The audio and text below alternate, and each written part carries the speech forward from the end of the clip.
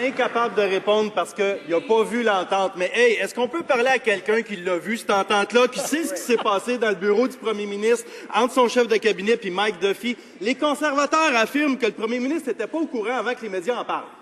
Bon, attendez une minute, là. Ça veut dire que si je comprends bien, CTV est plus au courant de ce qui se passe dans le bureau du premier ministre que le premier ministre lui-même. Ça dirige notre pays.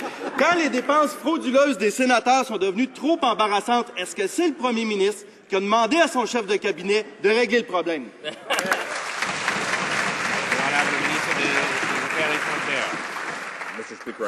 Monsieur le Président, je l'ai dit à maintes reprises en Chambre, le premier ministre n'était pas au courant de ce paiement.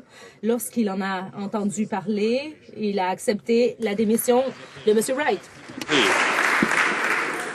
Pour moi, ils sont allergiques à répondre à une question. Ça doit être ça. Oui, c'est peut-être juste parce qu'ils sont complètement dans le brouillard puis ils n'ont aucune idée de ce qui s'est passé dans le bureau du boss. Et là, ça va faire le tatouinage. Le sénateur Duffy a reçu 90 000 $. Il y a 3 autres sénateurs qui sont présentement sous enquête pour utilisation abusive de fonds publics. Est-ce que le premier ministre est au courant de l'existence de d'autres chèques ou de transferts de fonds similaires qui auraient été approuvés par des membres de son bureau ou de son gouvernement pour acheter le silence de d'autres sénateurs?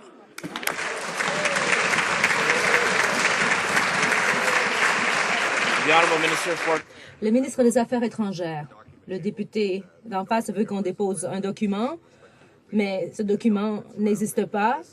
D'après ce que nous en savons, Nigel Wright a accepté d'assumer toute la responsabilité et pour les gestes qu'il a posés et le premier ministre a accepté immédiatement sa démission.